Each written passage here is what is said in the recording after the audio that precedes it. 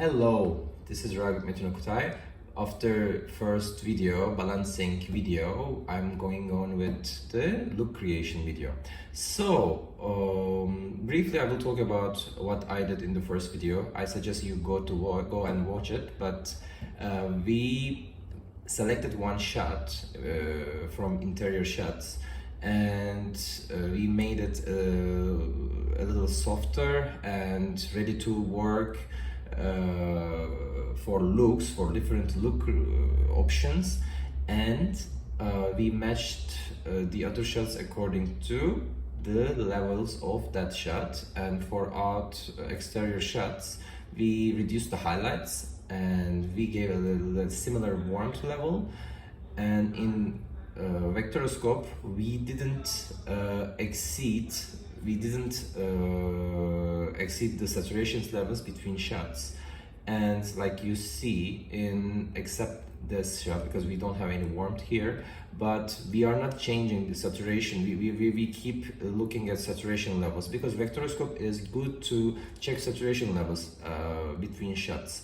And also, while balancing, you can keep one eye in this, one eye on this histogram or RGB parade. It would help and make better decisions. And you can make better decisions if you have eye on one of these things, on both of these things. And saturation is important while balancing, because it really affects the eye. If saturation or hue changes slightly, it jumps, you feel the jump. So brightness level, first thing for me, saturation comes. I'm really aware of saturation changes, and hue changes, of course, is very obvious. Brightness levels can be compensated by saturation, but brightness also affects the balancing. So good balancing means highlights should be similar level, saturation should be similar level, and also blacks shouldn't be different from each other. Especially, you shouldn't keep any color in blacks. So, or if you prefer keeping a little bit blue or red, you should make it consistent using this histogram right here.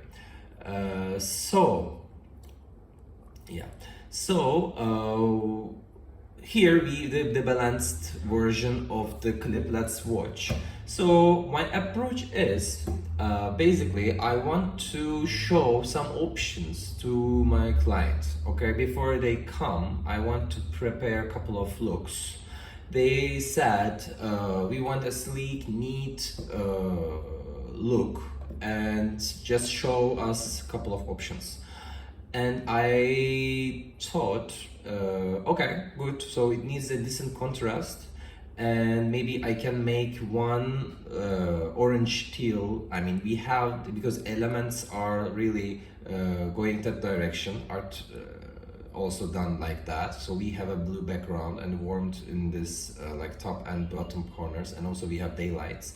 So we might have that kind of warm and cyan contrast. And for outside, we can go cyans in this part of the frame maybe, and skin should be good, skin color. And outside also same, and we can enhance this cyan part, and warm maybe here a little bit to keep consistent that warm and cyan look.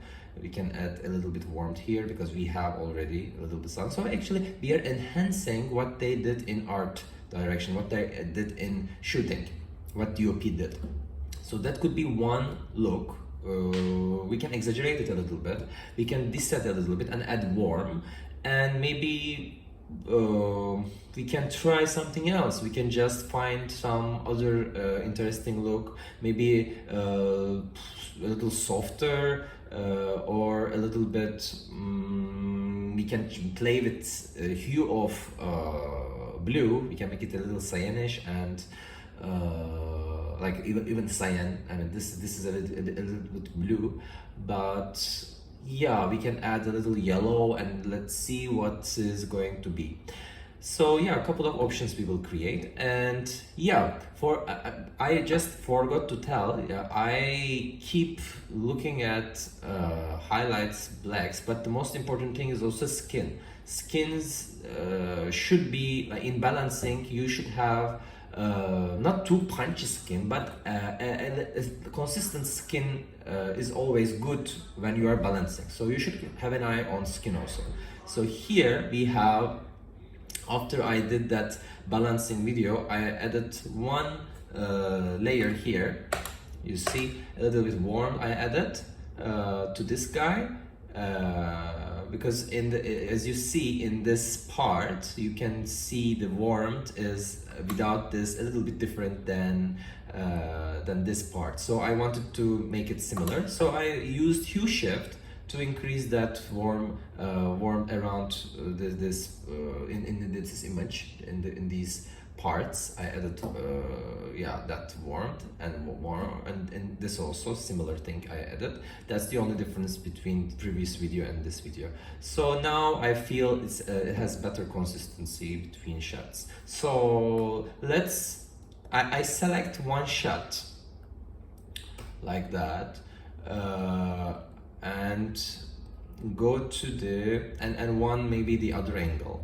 So let's go to, actually these two shots are better, maybe this and this. Okay, let's take these two. So what I do mostly, just selecting key shots and taking those shots at the end of timeline and copying them like a couple of times.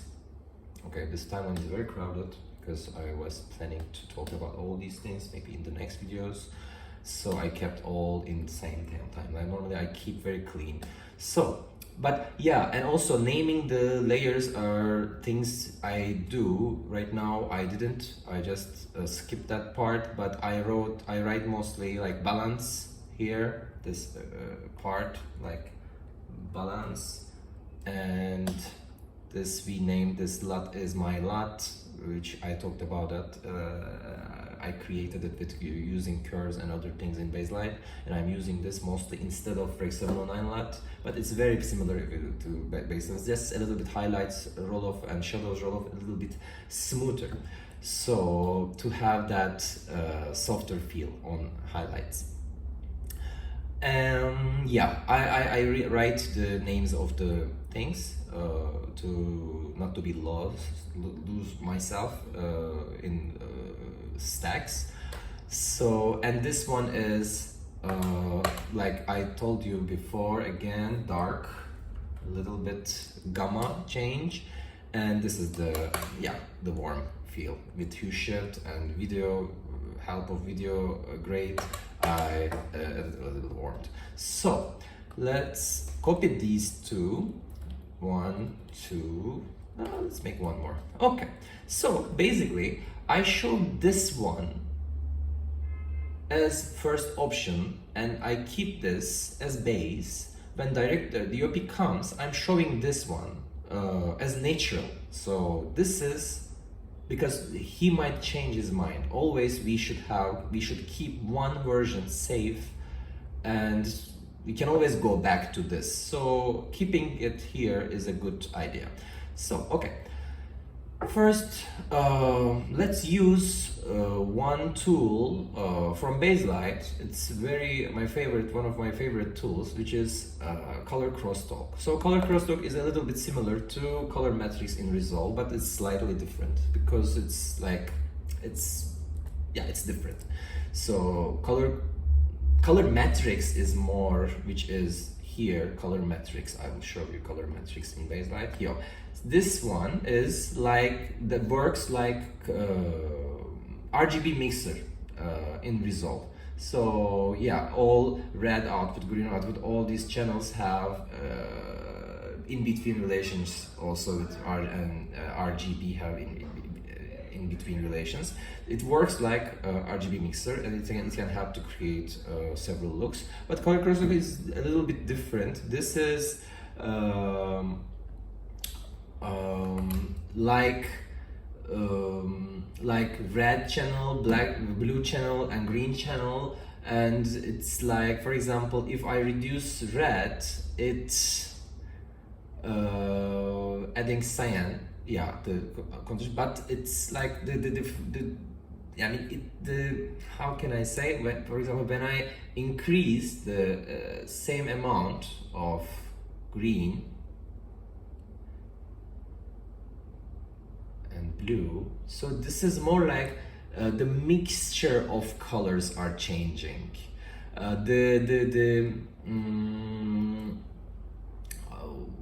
It's not like we are not trying to make them, for example, when you reduce red in color metrics and when you add green in same channel, you reach again same look, same place. I will show you it's better. So yeah, let's suppose we reduced to 900, and then let's increase this 100, so 0.100. So yeah, we are now almost same place. So because it's when you combine all of these, you are reaching one level. So if you change red in red output, for example, greens and blues, if you change exactly same amounts, then you reach the same look but slightly different. But in color crosstalk, if you do that, then that's totally different results you will have. So that's why it's pretty much like a Baselight tool to work creatively. So basically it is creating color contrast very easily. Okay. The best thing is just practically using it, and you will understand better how it affects. So first of all, I'm using array log C space as workspace. So I change with color space transform, I change my color gamut, my workspace, sorry, to a larger color space, which is Filmlight T-log E gamut. So you can ask why. This is just something I like to do, because a wider color space has better, smoother results. That's why I change, and I do the look in between this two color transform. It shouldn't be confusing. So I will show what I do, but if you don't do this change even, you can do exactly what I'm doing in between. Without these color spaces also will work fine. So, but this color space changes might help. For example, if you want to create an halation, you can change this color space to linear, which is here, Filmlight linear E gamut. And again, in this color space, back to Arelog C white gamut, and in between you are treating your image as in linear space. So you can have blooms if you give so much contrast in between these two color space stacks. You might have nice halations or blooms or things like that, creative things you can have. Okay, you can find this in other videos also. There are a couple of videos about that. So in between these things, I first make one layer. I made this layer before to talk about it comfortably. So this layer, I basically add this kind of warmth, which is I used color crosstalk to create a little bit color contrast between warm and cyan. So let's suppose removing this. So this is before color crosstalk, and this is after. So basically I just played with red outputs, green levels, and blue levels. That's all I did here. So, and I reached a nice separation. So this gives me good amount of color to work.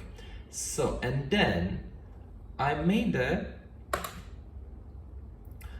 copied that layer, and in that one I increased the cyan feel, which is this. I increased it while using this green and blue, while making it like, I will show you again. So this is before, so, and this is after. I reduced the green and blue in red output, and then we reach this even better color contrast between skin and background. So you can see the change here. So this direction is even stretched. You see the colors are how they are going to, they are stretched very neatly and like elongated. So it means we have much more color contrast. So, and then we did this. So why do we have keys? So because if we do it directly to all picture, we are affecting the whites, okay?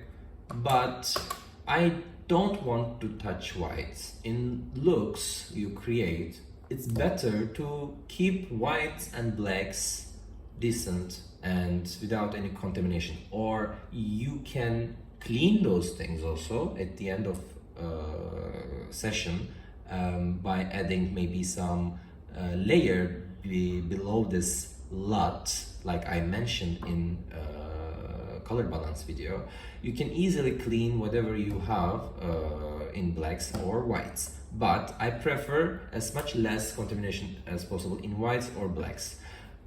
But no, this is just for one look, I'm saying. We can also add warm into whites later. So anyway, so yeah, here I added one key, highlights key, and then I inverted that highlights key. That's how I reached this blacks are all the very bright areas of the image. So we have cleaner whites, and we affected only the inverted area of bright areas. So, and now we automatically affected the upper midtones, and also we didn't touch so much the blacks also.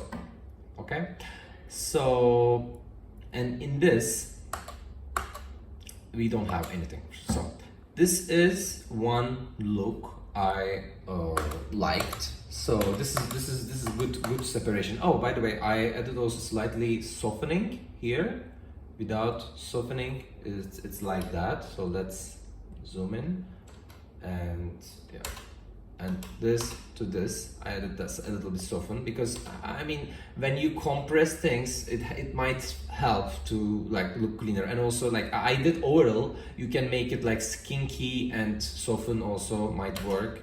But for this I just add some soften, and at the end maybe I can add slightly sharpening according to my taste. And also I always add like the grain and things like that, maybe some defocus also after, like below this LUT. So soften, let's put it again. Second, here a little bit soften, we did, yeah, slightly.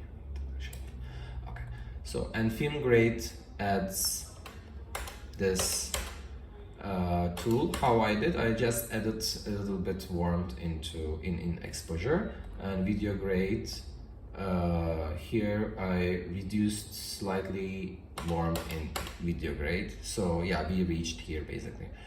Okay, so then since they are all balanced, these two, I copied this layer and copy it into this one.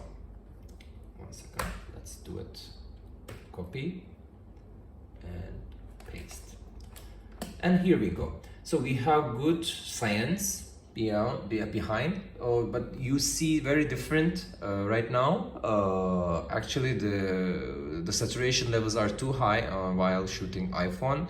On iPhone, so actually we don't have that much saturation, but yeah, it's very neat in this monitor, but I don't think you are seeing it. Sorry about that. So anyway, the two shots are looking nice. We have nice separation between colors. So what we did is, using color crosstalk, we stretched the elements we have already in the shoot from here to here. So we have a better color contrast. We have cleaner blacks. We have nice cyan also in upper mid-tone areas. And we have a good skin tone. We don't need to select the skin and make it even contrasty because these are just looks. You can work on these secondaries later if client after client chooses another one or the other look, you can do as much as secondary, but I prefer doing everything in primaries because it feels so much more organic if you use only, I mean, as less tools as possible, because you this is color grading. We are doing color grading since 70s, so it's very important not to lose your mind as if first time you are doing it. You don't need to open it doesn't make it better opening more layers. Also, your clients sometimes like watching things, and if you do more in one layer, they are feeling, oh, you're not doing so much actually. But actually it's not that. It's like precision. It's about precision. It's about knowing exactly what you are doing. So I mean, you can add many more stacks. It's like 50, 60, it's possible. The Baselight is very good at that. But I mean, being precise is better. For example, sometimes I reach 20 layers stack and we reach one look, but it's not possible continuing like copying, pasting, or applying those stacks to other shots. Never work. Like always there are so many things to fix. So I do create same look with so much less tool after we reach the look, and then I show client, oh, this is the look we create, and she's saying okay. Then I do it the second look, imitation look, which with less tools, and I continue with my project like that with less stacks. So in this we did a good thing. We have nice orange, so let's skip to here. Okay, so in the previous one I like the contrast, so color contrast, so I add that layer, these layers to the second option I'm creating. I will make something with copy and copy M. Oh, it's not working. Okay, why it's not working? Copy. One second. Normally Control C, Control M. No matching shot. Interesting. So anyway, I will just make. I will just copy these two from this shot. This one, and okay. All right, so I like what we have here. Now I want to try some warmth in it, like oral warmth, and I want to reduce the saturation levels a little bit. I want to make a neater, a little bit maybe less saturated bleach bypass version. Let's try. So how do we reach there? So first I want to reduce the saturation to somewhere here, maybe. Yeah, somewhere here. And now I'm using video grades Y lift gamma gain. So, and what it does, it doesn't change the saturation, because when you add contrast, saturation is increasing, right? So in film grade. So I just reduced the contrast, and now I'm adding luminance lift gamma gain only. I'm playing with, and right now we were here, now we are here. Just a second, I will click on bright areas of this and try to reduce the brightness, but okay, anyway, it's not happening. Okay, so from here to here you see a big change, and let's reduce the brightness. So basically I reduced the contrast without affecting the saturation, but separately I reduced the saturation also. So we have so much less saturation here now, but since my layer is here, we have still color information. So whatever color I want, I can bring it back. So in hue shift, I don't want to lose the cyan feel in the background and on the overall picture. So I increased it slightly, like that. I increased it, and I want to twist a little bit towards like greenish side. Yeah, like that. So, and maybe we can reduce even yellows a bit more. And I just added a little bit red and reduced to yellow. Yeah. So basically, color grading, creating looks are reducing the colors, different color hues, and making them like inclined to each other, like making them closer to each other. Reducing colors and hues, actually color grading and making a look. If you want so much color separation, it always goes eventually to same direction. If you want to underline all the colors, it's just a chaotic mess, maybe we can call it like that. But making look is actually narrowing the space, narrowing the perspective, and dedication, like certain colors. In this example, we reduced all colors. For example, we had greens outside, right? So right now it's even it's cyanish. We had blue here, like parliament blue, like blue. We reduced it towards, again, a greenish direction. So, and also same greens, we reduced to greens, and we changed the hue towards blues. And we reduced all the yellows, and we kept a little red. So we have a very limited color in this, but we have a bleached look, and we have good whites, a little contrasty image we have. But I like it. I kind of like it. We have nice cyan tint, and it might remind like professional world, maybe. I mean, it looks sleek to me, like cyan, having only cyan dominant as a dominant color. Because if you have a dominant color, you should keep that throughout the movie, throughout whatever you have. That's one way of going it. The other way is balancing that dominant color with another layer, another color, and then removing all the others. So that's like a diagonal colors, let's say. So for example, you can say color complementary colors. You can do it like yellow, magenta, and like orange, teal, blah blah.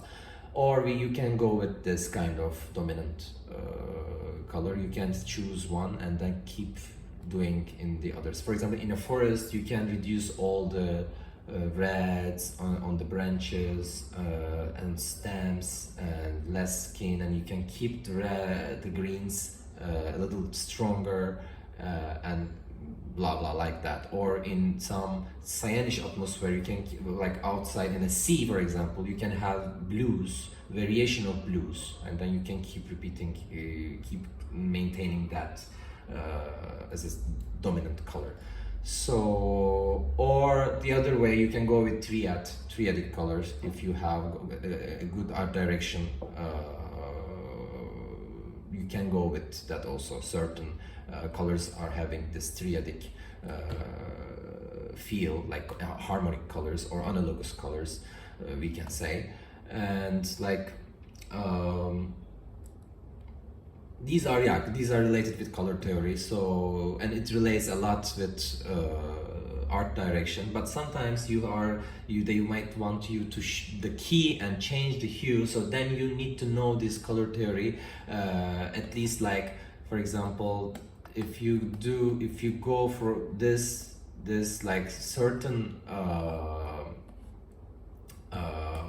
for example, here magenta, yellow and cyan has a kind of relationship, very specific relationship, and it's called triadic relationship. In these two sides, orange, teal has nice contrast. Yellow, magenta has another contrast. Or we can have yellow, red, blue, and cyan. Some rectangle we can have here. That's another like harmonious colors. Or analogous colors like yellow, orange, red. For example, this part only we can use in vectoroscope, and our picture will be more pleasant. Our picture will be more like easy to eyes, and this is called analogous color harmony. So yeah, we can have this kind of analogous harmony, complementary harmony, triadic things, or pastel looks, which is like lots of whites in colors and reduced color contrast and things like that. So anyway, we can go to that side later, maybe in some other, they all need a dedicated video actually. I'm just very much like roughly talking about these things right now. Anyway, so let's go to our look. So yeah, I like this, so let's copy this one, and yeah, let's try how it looks in the, oh my god. So this has yeah, nice, it's nice, but the color of the skin looks very dead to me, because we have a darker skin here, so it looks nice in this, but it didn't happen in this because this guy has a fair skin. So maybe we should try to reduce the value of yellows or reds, and maybe we can reach somewhere nice when we do that. Yeah, so I'm using same layer in hue shift. I'm reducing the yeah, I reduced the yellow and red value, and maybe we can reduce in video grade, reduce the gamma a little bit. I mean, we can't match exactly, we don't need to match the skins, but the feeling of highlights, maybe it's better to have similar, right? So because yeah, somewhere here maybe we have a better transition. Yeah, I think it's beautiful. So and I forgot about one thing. Let's get this car from the ad. By the way, I need to have a break because this is 34 minutes. Maybe in the second part of video I will continue. After this point, I'm cutting it. Yeah.